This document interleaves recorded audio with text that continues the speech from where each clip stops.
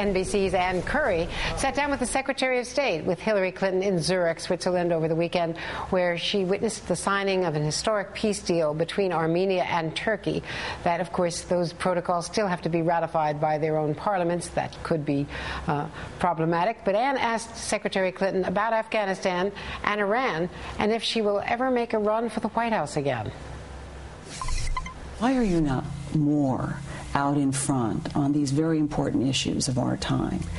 Well, I, honestly don't have any reaction to something like that, which is so at variance with what I do every day. What do you say to the people who are concerned that you have been marginalized, that the highest-ranking woman in the United States having to fight against being marginalized? I just, Ann, I find it absurd. So you're not? I find it beyond any realistic assessment of what I'm doing every day. I think there is such a, maybe there is some misunderstanding which needs to be clarified. I believe in delegating power. I'm not one of these people who feels like I have to have my face in the, front of the newspaper or on the TV and every moment of the day. I would be irresponsible and negligent were I to say, oh no, everything must come to me. Now maybe that is a woman's thing. Maybe I'm totally secure and feel absolutely no need to go running around in order for people to see what I'm doing. It's just the way I am. My goal is to be a very positive force to implement the kind of changes that the President and I believe are in the best interests of our country. But that doesn't mean that it all has to be me, me, me all the time. I like lifting people up. I can't help but think, 9 months into this administration, having campaigned so fiercely to be president yourself, that there can't be moments for you where you wish you could make the decisions yourself. I have to tell you, it never crosses my mind. Never? No, not at all. I am part of the team that makes the decisions. Will you ever run for president again? Yes or no? No.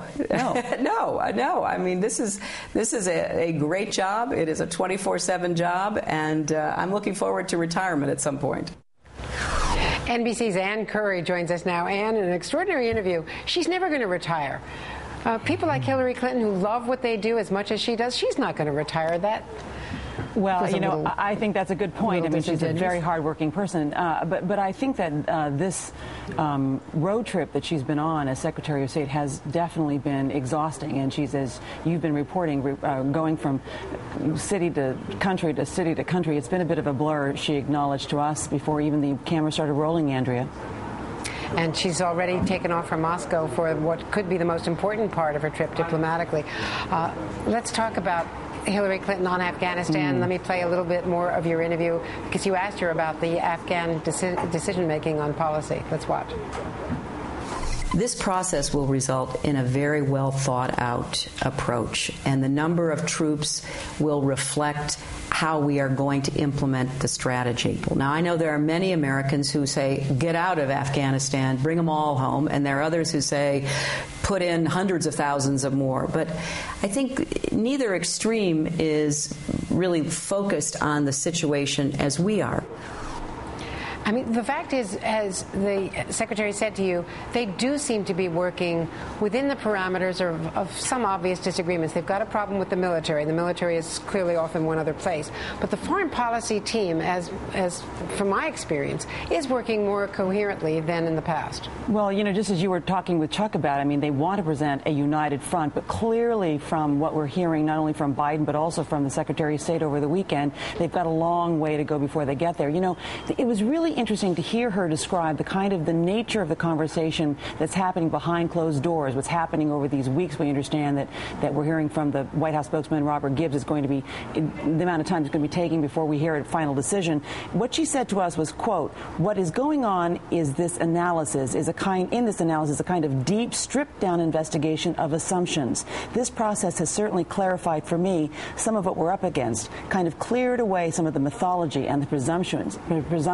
It sounds as though she definitely applied, Andrea, that there are options that are on the table, that the wrestling behind the scenes is about the consequences of options that have not yet been made public. That was definitely the implication after our interview with the Secretary of State. And timing is everything. You were with her only hours after, of course, the surprise announcement of the Nobel Prize for President Obama.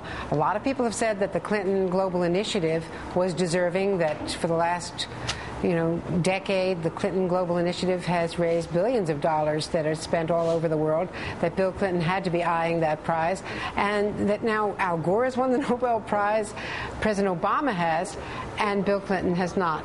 Did you sense any bit of envy there on her part? No, none whatsoever. But I do think that when I asked her whether the President Obama, deserves to be in the same ranks as Mother Teresa and Nelson Mandela and Martin Luther King at this point in his tenure, there was a moment where she said, well, I'm not sure what the Nobel Prize Committee was thinking, and we really can't get in their heads, but it's clear, and she was very forceful in saying, it's clear that they've thrown their support behind what the president is currently trying to do, which is to open up this new way of looking at America. So I think a lot of the analysis we heard right after the announcement that this might actually be the Nobel Committee's vote may actually have included a vote against the policies of George Bush, President George Bush, that actually is a part of their decision making. That didn't seem to be dismissed in our interview with the Secretary of State. Well, certainly that is a Europe-centric view. Well, you are our own marathon woman, Ann Curry, flying back and forth to Zurich over the weekend, doing the interview on the Today program live, and tonight anchoring NBC Nightly News for Brian Williams. Well, darling, you set the pace, so no, we will takes be one to all know watching. One. Okay, thanks, Andrea. Thanks, Ann Curry. Great interview and great report.